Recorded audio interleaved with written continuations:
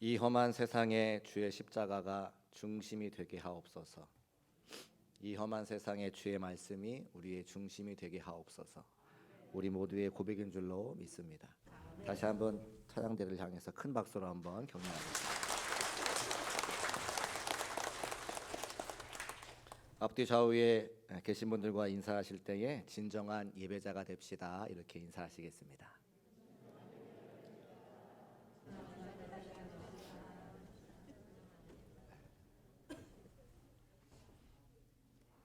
혹시 금도끼, 은도끼 이야기를 아실까요? 우리는 금도끼, 은도끼 이야기로 알고 있는 이 전래동화가 사실은 이솝 우화에 기록된 내용입니다. 원래 제목은 나못꾼과 헤르메스라고 하는데요. 내용은 물론 비슷합니다. 우리가 알고 있는 산신령이 헤르메스라고 하는 신이고, 또 우리는 우물에서 도끼를 건져내는 것으로 알고 있는데 강물에서 도끼를 건져내는 것이 원작입니다. 이야기의 줄거리를 잠깐 말씀드리면, 나무꾼이 나무를 베다가 도끼를 강물에 빠뜨리고 말았습니다. 한참 울고 있는 나무꾼을 불쌍히 여긴 헤르메스가 와서 강속에 들어가서 금도끼를 먼저 찾아오죠. 이 도끼가 네 도끼냐? 아닙니다. 그 금도끼는 제 것이 아닙니다. 또 헤르메스가 강속에 들어가서 은도끼를 찾아옵니다. 이 은도끼가 네 것이냐? 아닙니다. 그 은도끼도 제 것이 아닙니다. 다시 한번 강물 속에 들어간 헤르메스가 마지막으로 찾아온 것은 그 나무꾼의 쇠도끼입니다. 그 나무꾼은 환한 미소를 지으면서 맞습니다. 그것이 저의 도끼입니다. 라고 이야기합니다.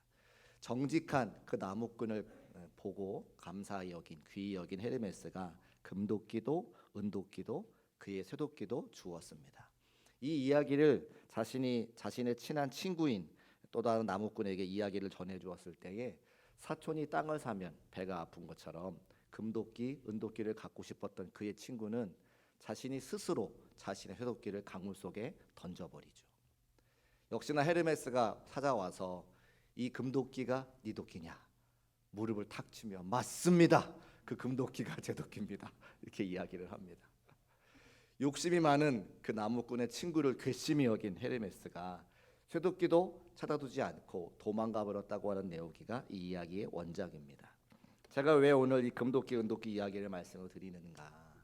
만약에 하나님께서 여러분에게 찾아오셔서 금도끼, 은도끼, 쇠도끼처럼 어떤 복을 줄까 말씀하신다면 여러분은 어떤 복 받기를 하나님께 구하시겠습니까? 마음속으로 생각하고 계시죠? 아브라함은 하나님께서 떠나라고 하는 말씀과 명령에 의지하여서 자신의 고향과 친척과 아버지의 집을 떠납니다. 하나님께서 그 아브라함을 귀히 보시고 몇 가지 약속을 주시는데 세 가지의 약속을 해 주시죠. 첫 번째는 내가 너로 큰 민족을 이루게 해 주시겠다 말씀하십니다. 같이 한번 따라 할까요? 너로 큰 민족을 이루게 하겠다. 그렇습니다. 너로 큰 민족을 이루게 하시겠다 말씀하십니다. 그런데 이것은 사실 아브라함에게는 마음에 와닿지 않는 하나님의 약속입니다. 왜냐하면 아브라함의 아내 사레가 이미 임신할 수 없는 여성인 것을 아브라함이 누구보다 잘 알고 있었기 때문이죠. 한 가정을 이루어 주시겠다 말씀하시는 것도 아니고 한 족속을 이루어 주시겠다 말씀하는 것도 아니고 한 민족을 이루어 주시겠다. 민족이라고 하는 단어는 한 나라를 만들어 주시겠다고 하는 겁니다. 얼마나 많은 사람들을 만들어 주시겠는가 약속으로 말씀하신 바로 그때에 아브라함이 과연 그 약속의 말씀을 믿을 수 있었겠는가?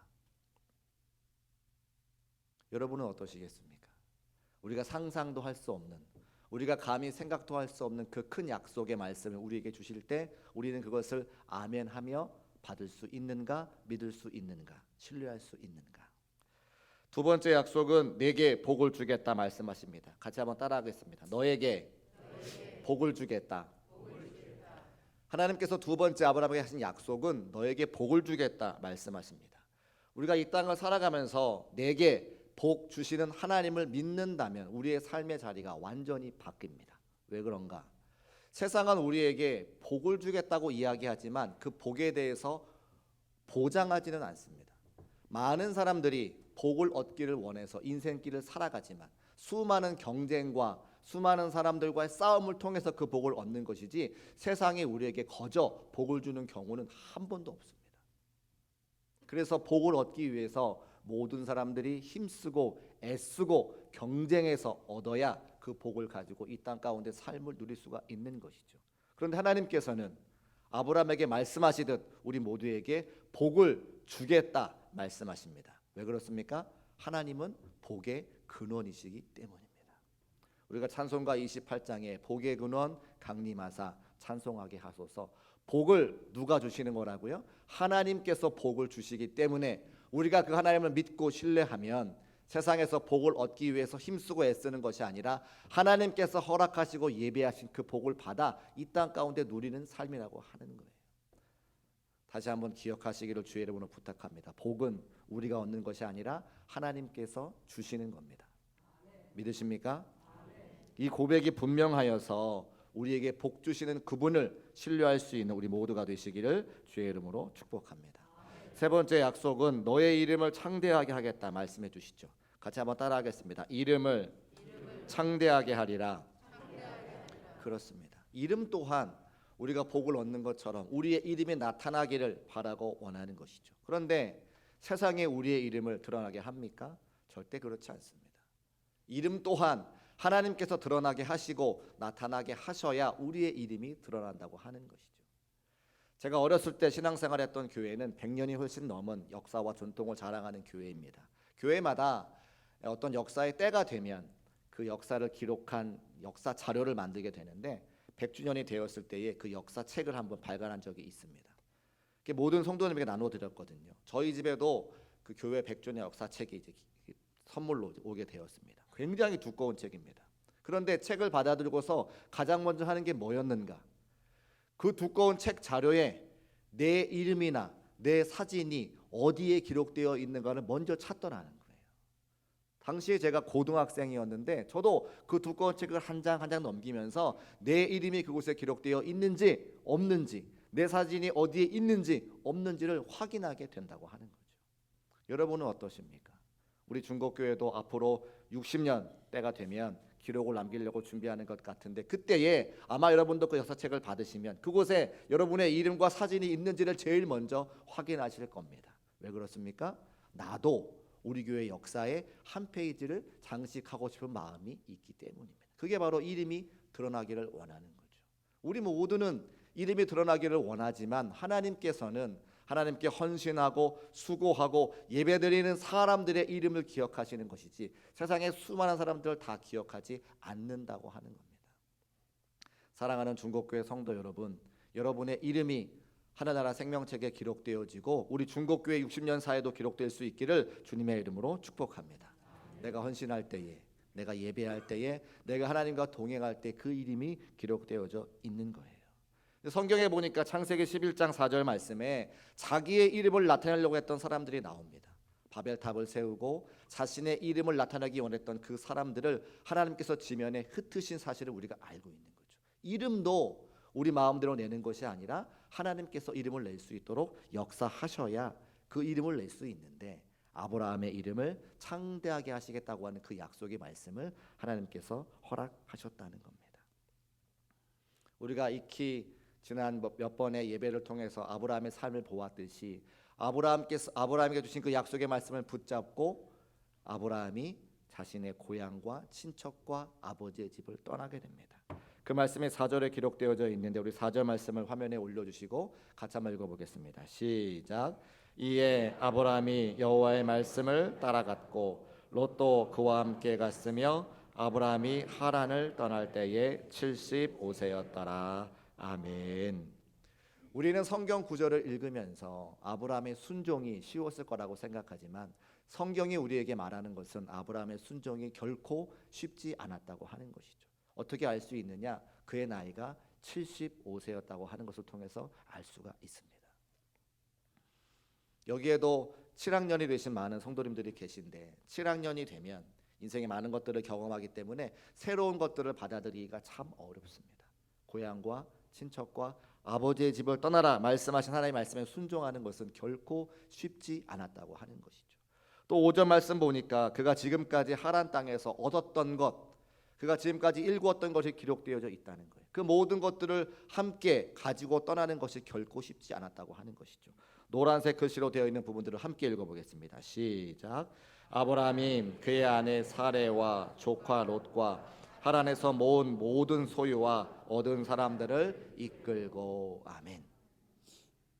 75세 때에 그의 아내 사레와 조카 롯과 하란에서 모은 모든 소유와 얻은 사람들을 데리고 떠나는 것이 결코 쉽지 않았다고 우리에게 말씀하고 있는 것이죠. 그러나 아브라함은 하나님께서 말씀하셨기 때문에, 하나님께서 순종하셨기 때문에 그 약속의 말씀을 믿고 순종하여 결단하고 가나안 땅으로 나아갑니다. 그러면 그렇게 쉽지 않은 결정을 했으니까, 하나님의 약속의 말씀만 듣고 순종하여 그 길을 출발했으니까 하나님께서 어떻게 하셔야 됩니까? 하나님께서 축복하시고 잘 되고 형통하게 만들어 주셔야죠. 아브라함부터 얼마나 기대를 했을까요? 아브라함은 자신의 삶의 근거지를 옮길 때에 큰 결단을 했으니까 하나님 앞에 부푼 꿈과 소망을 가지고 그 길을 출발했을 겁니다. 그런데 그 큰 기대감을 갖고 가나안 땅에 들어갔을 때에 아브라함 앞에는 너무나 난감하고 당황스러운 일들이 기다리고 있었다는 거예요. 아브라함이 세겜 땅 모래 상수리 나무에 이르렀을 때에 오늘 우리가 함께 읽은 6절 말씀에 보니까 그곳에 가나안 사람들이 거주했고 그 가나안 사람들이 무엇하고 있었는지를 성경이 우리에게 증언하고 있습니다. 우리 6절 말씀을 같이 한번 읽어보겠습니다. 시작. 아브라함이 그 땅을 지나 세겜 땅 모래 상수리 나무에 이르니 그때 가나안 사람이 그 땅에 거주하였더라. 아멘. 가나안 땅에 갔으니 가나안 사람들이 거주하는 것은 당연한 거 아니겠습니까? 제가 지난 목요일에 이제 교회 옆 사택으로 이사를 왔습니다. 제가 이제 중곡동 주민이 되었습니다. 중곡동에 이사 왔으니까 제 주변에 중곡동 성도님들이 살고 있는 게 당연한 거 아닙니까? 성경에 당연한 이야기가 기록되어져 있죠. 가나안 땅에 갔으니 가나안 사람들이 그 땅에 거주하는 것은 마땅한데 그 일을 성경에 기록하고 있다는 거예요. 여러분, 성경은 아무런 목적과 이유 없이 기록되어 주는 구절과 단어는 하나도 없습니다. 하나님께서 정확한 목적과 그 뜻이 있기 때문에 주의 말씀을 기록해 놓은 것인데, 가나안 사람들이 그 가나안 땅에 거주하였더라. 이것이 과연 무슨 뜻인가? 핵심은 그 앞에 있는 모래 상수리 나무라고 하는 단어에 있습니다. 이 모래라고 하는 히브리 말은 선생, 가르치는 자, 이런 뜻이 있습니다. 상수리 나무 아래에서 어떠한 선생이 어떠한 것들을 가르친다고 하는 거죠. 그런데 어떠한 것을 가르치느냐? 상수리 나무는 굉장히 높고 긴 나무입니다. 아주 큰 나무죠. 그래서 이 상수리 나무가 옛날 사람들은 하늘과 땅을 이어주는 나무라고 생각을 합니다. 그래서 하늘과 땅을 이어서 하늘의 음성을 땅으로 전달해주는 그런 신비한 나무라고 사람들이 생각을 하는 거예요. 근데 그들이 하나님을 알지 못하니 우상 신이 상수리 나무를 통해서 하늘의 이야기를 우리에게 전해준다고 생각하는 바로 그것, 우상 숭배하는 제단이요, 또 우상 숭배하는 사람들이 우상 신의 이야기들을 세상 사람들에게 전달해주는 바로 그것이 상수리 나무라고 하는 겁니다. 아브라함이 가나안 땅에 들어갔더니 그 상수리 나무 아래에서 온갖 우상을 섬기는 일들을 감당하고 있고, 그 가나안 사람들이 하나님을 알지 못한 채 우상을 섬기는 모습을 보았다고 하는 거죠. 말씀을 준비하면서 가만히 아브라함의 마음을 생각해 보았습니다. 아브라함의 마음이 어떨까? 하나님께서 약속의 말씀을 주셨고 아브라함도 결단하여서 소망과 기대를 가지고 가나안 땅에 갔을 때에 그 땅에 하나님을 믿는 사람들이 한 명도 없고 온통 우상 숭배하는 사람들, 온통 다른 신에게 제사하는 사람들만 있었다면 과연 아브라함의 마음이 어땠을까? 우리 같으면, 저 같으면 하나님을 원망하고 불평하고 다시 고향 땅으로 돌아가려고 아마 짐을 쌌을 겁니다. 근데 아브라함은 그렇게 했다는 기록이 전혀 성경에 나와 있지 않죠. 그리고 무엇했느냐? 그가 제단을 쌓았다고 기록하고 있습니다. 하나님 앞에 제단을 쌓았다. 자기에게 나타나신 하나님 앞에 제단을 쌓았다. 성경에 이렇게 기록하고 있죠. 이 제단을 쌓았다고 하는 말은 한 번만 기록되는 것이 아니라 아브라함의 삶의 자리에서 계속해서 제단을 쌓았다고 성경이 우리에게 고백하고 있습니다. 7절 말씀에도 자기에게 나타나신 여호와께 제단을 쌓고, 8쪽에도 동쪽은 아이요 또 서쪽은 베델에 있는 바로 그곳에서 제단을 쌓았다고 기록하고 있는 것이죠. 자신이 기거하는, 자신이 밟는, 자신이 머물러 있는 모든 곳에서 하나님 앞에 제단을 쌓고 예배드리는 아브라함의 모습을 우리가 성경을 통해 확인할 수 있는 것입니다. 믿음의 길을 걷는 자들에게 그 길을 완주하기 위해서 우리가 본질적으로 감당해야 되는 사명은 바로 예배자의 사명인 것을 기억하는 저와 여러분 되시기를 주의 이름으로 축복합니다. 그래서 인사하실 때에 진정한 예배자가 됩시다라고 함께 인사 나누는 거예요. 주일에 한 번만의 예배로는 우리가 진정한 예배자의 삶이 될 수 없다고 하는 것이죠. 나의 삶의 자리에서 어디서 무엇하든지 간에 예배를 소중하게 여기는 중국교회 모든 성도의 삶이 되시기를 주님의 이름으로 축복합니다. 그래서 오늘부터 교회에서 캠페인을 하나 벌이려고 합니다. 주일 예배 플러스 원. 같이 한번 따라 하실까요? 주일 예배 플러스 원. 홈플러스에 가면 원 플러스 원이 있잖아요. 똑같은 겁니다. 주일 예배를 한번 섬기셨으면 수요일도 한번 예배를 드리고, 수요일도 예배를 드리셨으면 금요일도 한번 예배를 드리고, 금요일도 한번 예배를 드리면 새벽에도 한번 와보고, 새벽에도 한번 예배를 드리면 속회로도 한번 모여보고. 왜 그런지 제가 무슨 말씀을 드리려고 하냐면, 제가 우리 중국교회에 와서 금요 예배를 여러 번 섬기게 되었는데 지난 금요일에 성령의 역사가 우리 교회에 임했습니다. 예배에 참석한 모든 분들이 엉엉 울고, 중국교회에서 경험할 수 없었던, 제가 와서 경험할 수 없었던 큰 소리로 우리가 함께 부르짖으며 기도하는 성령의 역사가 이 자리에 나타났어요. 제가 이 맨 앞에 앉아서 기도하는데 제가 얼마나 울었는지 몰라요. 우리가 다 장성했기 때문에 어디 가서 우리가 울 수 있는 그런 연령대가 아니잖아요. 그런 모든 성도님들이, 그 자리에 참석한 모든 성도님들, 하나님의 임재를 경험하고 하나님 앞에 목 놓아 울고 우리 교회의 회복을 위해서 기도하는 그런 시간이 있었습니다. 와보지 않으시면 경험할 수 없는 은혜가 우리 예배 시간마다 있습니다. 주일 예배 플러스 원 기억하시고 여러분의 시간 되시는 대로 하나님의 성전에 찾아 나와 함께 기도하고 예배드림으로 하늘의 임재를 경험할 수 있는 중국교회 모든 성도의 삶이 되시기를 주의 이름으로 축복합니다. 약속의 땅 가나안에 들어간 그 아브라함이 그의 삶의 자리에서 이렇게 하나님 앞에 예배를 드렸다고 하는 거예요. 그 행동이 오늘 성경에 두 가지로 나타나 있습니다. 이 두 가지만 말씀을 드리고 말씀을 정리하려고 합니다. 첫 번째는 우리 같이 한번 따라 하실까요? 그곳에서 제단을 쌓고, 또 한번 따라 하십니다. 여호와의 이름을 부르더니. 이 두 가지의 행동을 아브라함이 했다는 거예요. 그곳에서 제단을 쌓고 여호와의 이름을 부르더니. 우리 7절 말씀 같이 한번 읽어보겠습니다. 시작. 여호와께서 아브라함에게 나타나 이르시되 내가 이 땅을 내 자손에게 주리라 하신지라.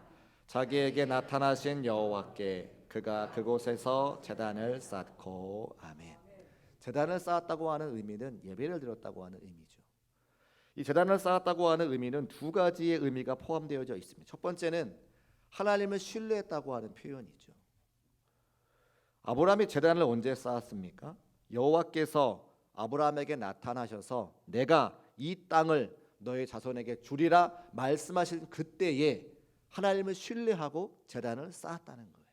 하나님이 말씀하셨으니까 아직 그 약속이 이루어지지 않았지만 내가 신뢰하고 하나님께 예배드리겠습니다. 이렇게 결단하는 거죠.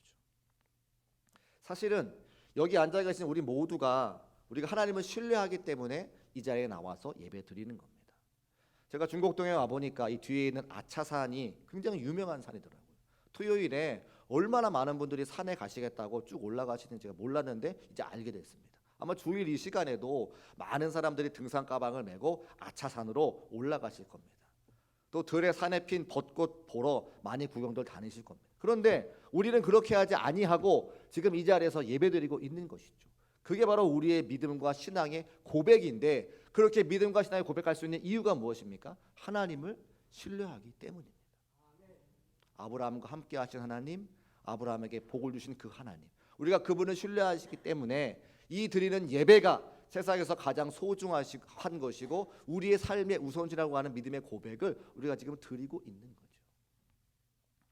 여러분의 삶의 자리마다 더욱더 하나님을 신뢰함으로 하나님께 정성으로 예배할 수 있는 우리 모두가 되시기를 주의 이름으로 축복합니다. 두 번째, 제단을 쌓는다고 하는 것은 감사의 의미가 있다는 거예요. 한번 생각해 보겠습니다. 아무도 예배하지 않는 바로 그곳에서, 누구도 하나님의 존재를 알지 못하는 바로 그곳에서 아브라함이 제단을 쌓고 예배를 드리는 것은 한 치 앞도 보이지 않는 자신의 삶의 자리 앞에 나를 인도하시고 나와 동행하실 그분 앞에 감사의 고백이 없으면 예배할 수 없는 거예요. 아브라함은 감사했기 때문에 그가 예배할 수 있는 것입니다. 마찬가지로 우리가 어려운 일이 있을 때에, 힘든 일이 있을 때에 주 앞에 나와서 예배하시기를 주의 이름으로 축복합니다.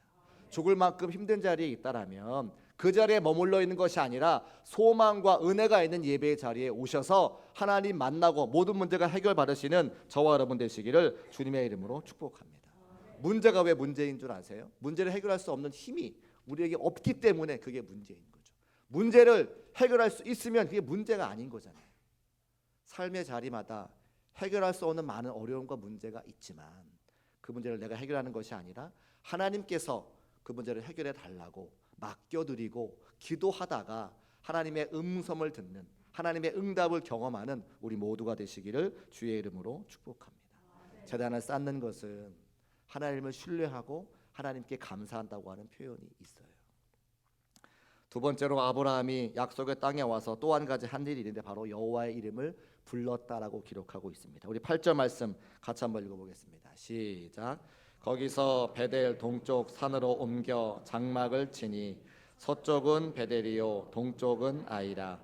그가 그곳에서 여호와께 제단을 쌓고 여호와의 이름을 부르더니. 아멘. 여호와의 이름을 불렀다 이렇게 기록하고 있습니다.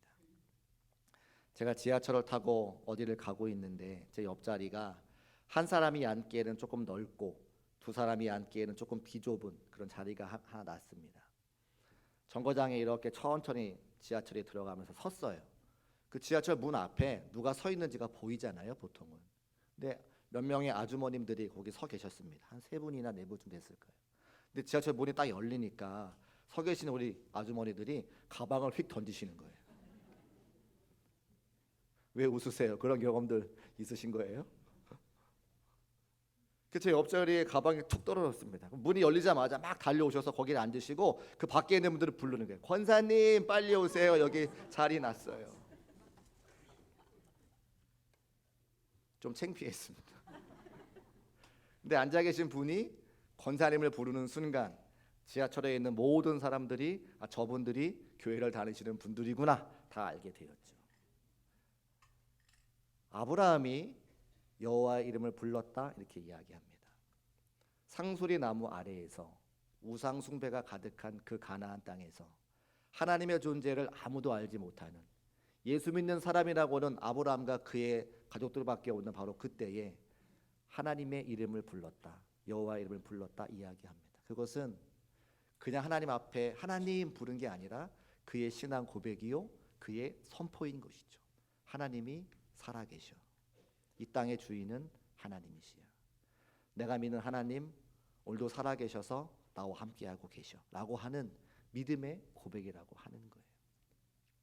우리는 아브라함의 받은 복만 생각합니다. 물론 그 축복이 우리에게 있어야 됩니다. 삶의 자리마다 하나님의 은혜가 있고 하나님의 복이 있어야 살아갈 수 있으니 그 복을 주시는 그분을 우리가 늘 기쁨으로 만나고 예배하는 것 마땅한 우리의 축복이죠. 그런데 그것으로만 끝나는 것이 아니라 내가 받은 복을 가지고 삶의 자리에서 하나님이 살아계시고 하나님이 나의 아버지가 되시고 나의 삶을 지키시는 그 사실을 믿음으로 증거할 수 있는 사랑하는 중국교회 모든 성도의 삶이 되시기를 주의 이름으로 축복합니다. 무엇으로 증명할 수 있습니까? 예배드림으로 증명할 수 있는 거예요.